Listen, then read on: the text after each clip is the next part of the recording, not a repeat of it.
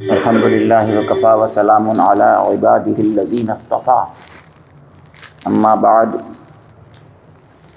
وقال رسول اللہ صلی اللہ تعالی علیہ وآلہ وسلم وأصدقهم حیاء عثمان وقال علیہ الصلاۃ والسلام لکل نبی رفیق ورفیقی فی الجنت عثمان رواہ ترمذی او کما قال رسول اللہ صلی اللہ تعالی علیہ وآلہ وسلم۔ محترم بزرگوں، حبیب ساتھیوں اور پیارے بچوں، السلام علیکم ورحمۃ اللہ۔ حضرت عثمان غنی رضی اللہ تعالی عنہ جو تیسرے خلیفہ راشد ہیں، ان کے سیرت کی کچھ جھلکیاں گزشتہ جمعے سے آپ کے سامنے جو اس سے پہلے سے رکھی جا رہے ہیں۔ یہ دو حدیثیں، ان میں سے ایک حدیث تو خطبے میں ہم سنتے ہی ہیں۔ فرمایا کہ اصدقہم حیاء عثمان، کہ حضرت عثمان غنی رضی اللہ تعالی عنہ کی حیا کی تصدیق کرو۔ حضور نے فرمایا تصدیق کرو، یعنی ایسا حیادار شخص کم ہوتا ہے، یا یوں کہیے کہ سب سے زیادہ حیادار شخص حضور کی امت میں آتے ہیں۔ دوسری حدیث امام ترمذی نے شمائل ترمذی میں کوٹ کی ہے، اس میں یہ فرمایا، حضور نبی اکرم کا فرمان بتایا انہوں نے کہ لکل نبی رفیق، ہر نبی کا ایک رفیق ہوا کرتا ہے، ساتھی ہوا کرتا ہے، اور جنت میں میرا رفیق، رفیقی فی الجنتی عثمانو، جنت میں میرا رفیق اور میرا ساتھی عثمان ہوگا، حضور نے فرمایا۔ اس سے آپ اندازہ لگائیے آپ حضرت عثمان کی فضیلت کا۔ ان کی فضیلت کے تعلق سے جو سخاوت، جو فیاضی کے کچھ واقعات تھے، میں نے گزشتہ جمعے میں آپ کے سامنے رکھے تھے۔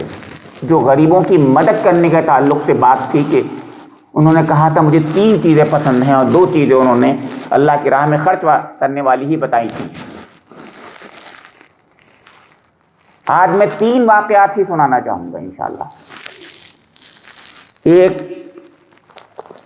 خلافت ملنے سے پہلے کا واقعہ، ایک خلافت ملنے کے وقت کا واقعہ، اور ایک خلافت کے ٹھیک بعد کا واقعہ۔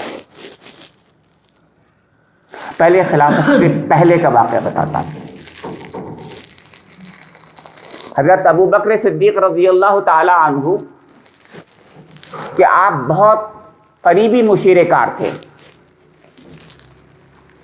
ٹھیک ہے، حضرت عمر رضی اللہ تعالیٰ عنہ تو آپ کے دایاں بازو تھے، اس میں دو رائے نہیں ہے، اس لیے کہ ان کو تو خلیفہ ہی نامزد کرایا تھا حضرت ابو بکر نے، اس میں دو رائے نہیں ہے۔ لیکن حضرت عمر خطاب رضی اللہ تعالیٰ عنہ کے ٹھیک بعد جو مقام حضرت ابو بکر صدیق رضی اللہ تعالیٰ عنہ کے ہاں تھا، وہ حضرت عثمان ہی کا تھا۔ اب کیسے تھا میں یہ بتانا چاہ رہا ہوں، ثابت کرنا چاہیے ہمیں۔ وہ یہ ہے کہ جب حضرت ابو بکر صدیق رضی اللہ تعالی عنہ کا مرض الوفات تھا، وفات کے قریب کا وقت تھا، تو اس وقت حضرت عثمان ہی ان کے قریب تھے، اور حضرت عثمان سے انہوں نے کہا، بلکہ ان سے کہا گیا، ان سے کیا کہا بلکہ ان سے کہا گیا، لوگوں نے کہا کہ آپ دنیا سے تشریف لے جا رہے ہیں تو کسی کو نامزد کر دائیے خلافت کے لیے۔ تو پہلے تو تیار نہیں تھی حضرت ابو بکر صدیق رضی اللہ عنہ کہ نہیں کوئی خود کر لے گا، پھر بعد میں جب ان پر دباؤ ڈالا گیا تو ان کا ٹھیک ہے، اچھا میں ایک خلیفہ کے لیے وصیت کر جاؤں گا، بات نہیں کھول رہے ہیں۔ جب بالکل حالت میں نے کہا خراب ہو گئی تو بہت اس وقت حضرت عثمان غنی رضی اللہ تعالیٰ عنہ کو بلوایا انہوں نے اور لکھوانا شروع کیا وصیت نامہ. جب وہ نام لکھانا چاہتے تھے بے ہوش ہو گئے. نام ابھی نہیں لکھا گیا ہے, بے ہوش ہو گئے. عجیب کیفیت تھی, اس میں کمزوری ہو گئی. اس درمیان میں حضرت عثمان غنی رضی اللہ تعالیٰ عنہ کو یہ خدشہ ہوا کہیں ایسا نہ ہو وصیت پوری نہ ہو تو انتقال کر جائیں گے. انہوں نے اس جگہ حضرت عمر کا نام لکھ دیا. سوچیا. جب وہ ان کو ہوش آیا تو کہا کیا لکھا تم نے؟ تو انہوں نے پورا جملہ پڑھ کے سنا دیا. اس میں خود جو لکھ دیا تھا وہ بھی پڑھ دیا. ہر کہنے لگے اللہ اکبر. یہ حضرت ابو بکر صدیق رضی اللہ تعالیٰ عنہ نے کہا اللہ اکبر, سبحان اللہ, کہ میں تو یہی نام لکھوا رہا تھا, بالکل یہی لکھوا رہا تھا. وہ جانتے تھے کہ اس کا نام لکھوایا جائے گا, کیونکہ بارہا کبھی بات آئی ہوگی, جب بھی آئی ہوگی اس پہ پتہ چلتا تھا کہ حضرت عمر ان کی نظر میں دوسرے ہی ہیں بار بار. بلکہ آپ کو پتہ بھی ہے کہ کسی نے کہا بیٹا وہ تو بہت سخت ہیں, تب بھی انہوں نے کہا تھا نہیں, میں بتا چکا ہوں حضرت عمر کا جب قصہ سنا رہا تھا. تو میں عرض کر رہا ہوں, لیکن حضرت عثمان غنی رضی اللہ تعالیٰ عنہ کس طریقے سے مرضی حضرت ابو بکر کی جانتے تھے اور کس طریقے سے وہ ان کی نظر میں حضرت عمر کا مقام تھا. دو باتیں پر چلے.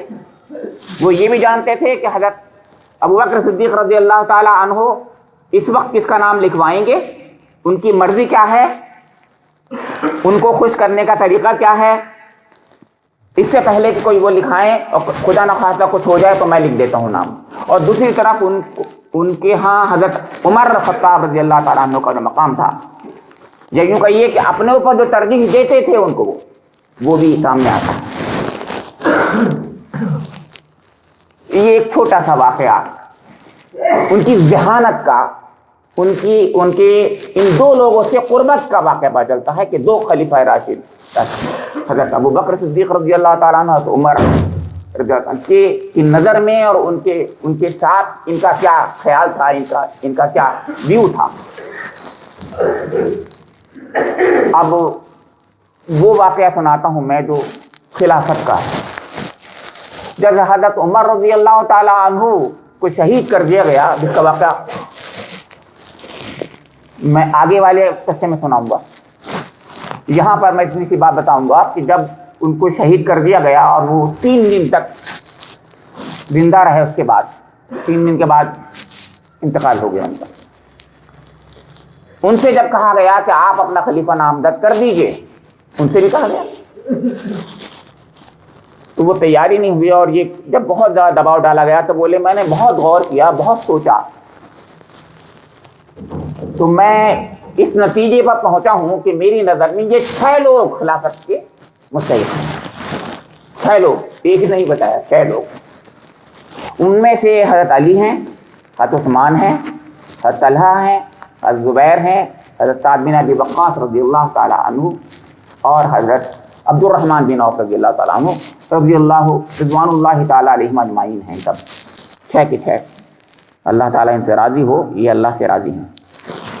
تو 6 لوگ ہیں میری نظر میں, حضرت عمر رضی اللہ تعالیٰ عنہ نے کہا. اور یہ کہا کہ دیکھو, اور اپنے بیٹے سے کہا حضرت عبداللہ بن عمر سے کہ تم خلافت کے تو نہیں ہوگے حقدار, لیکن ان کو اکٹھا کرو گے تم, اور ایک یہ کمیٹی ہے, ان 6 لوگوں کو رکھنا, اور تم باہر بیٹھ جانا بالکل سنبھال کے, کوئی باہر ادھر اس میٹنگ میں کوئی شریک نہ ہو, کوئی اور نہ آئے, اچھی خدمت رکھنا نہ ہو. اور دیکھو ان کے بارے میں بتا دیا تھا کہ 3 دن میں یہ فیصلہ کر لیں, ورنہ ان کے کہا تک ورنہ تم ان کو سزا دیتے ہیں. سزا تو بڑی کہی تھی انہوں نے, میں نے اس کو ہلکا کر دیا. حضرت عمر ہی تھے, آپ جانتے ہیں, وہ جو کچھ کہتے تھے بڑی باتیں کہتے تھے وہ. تو یہ 6 لوگ تھے جو ان کی نظر میں انہوں نے کہا ہے. یہ 6 کے 6 جو ہیں آپ جانتے ہیں عشرہ مبشرہ میں سے ہیں. 6 کے 6 حضرت علی, حضرت عثمان, حضرت طلحہ, حضرت زبیر, حضرت سعد بن ابی وقاص, حضرت عبد الرحمن بن عوف. 6 کے 6 یہ عشرہ مبشرہ میں سے ہیں. اور آپ کو معلوم ہے حضرت عمر بھی عشرہ مبشرہ میں تھے, آپ کو معلوم ہے حضرت ابو بکر بھی عشرہ مبشرہ میں سے ہیں. ایک حضرت سعید اور رہ گئے ہیں, اور ایک حضرت عبیدہ. یہ اس طریقے سے 10 ہو جاتے ہیں. عبیدہ بن جراح وہ شہید ہو چکے ہیں, آپ کو پتہ ہے, وہ شہید ہو چکے ہیں, اور پلیگ سے ہوئے ہیں. آپ کو پتا ہے. ہاں وہ آئے نہیں ہیں, ہٹے نہیں ہیں وہاں سے. بہت کہا ہے عمر رضی اللہ تعالیٰ عنہ نے, ان کی خلافت کی بات ہے جب. بہرحال اب یہاں 6 رہ گئے ہیں, ان 6 کی بات کر رہا ہوں. اب تو پھر یہ طے ہوا کہ 3 دن میں طے کرنا ہے. جب وہ شہید, وہ جب انتقال ہو گیا تو ایک میٹنگ بیٹھی, اور میٹنگ میں یہ کہا کہ بھائی ایک بات طے کر لو, اتفاق رائے سے بات طے ہونی چاہیے. تو کہا کہ ایسا کرو کہ ان میں سے کوئی ایسا کر سکتا ہے جو وڈرا کرتا ہے. تو 2 لوگوں نے وڈرا کر لیا اپنے کو, بالکل وڈرا کر, لیکن ہم خلافت کا اہل اپنے کو نہیں پاتے, ہم نہیں لینا چاہتے خلافت. ان میں حضرت عبد الرحمن بن عوف, حضرت سعد بن ابی وقاص رضی اللہ عنہما ہیں. یہ 2 لوگ ہیں جنہوں نے کہا کہ ہم اپنے کو وڈرا کرتے ہیں, ہم خلیفہ نہیں بننا چاہتے, ہم اپنے کو اہل نہیں سمجھتے. حضرت بہت اہل تھے, لیکن بہرحال ان دونوں نے کہا. اب رہ گئے 4, حضرت علی, حضرت عثمان, حضرت طلحہ, زبیر.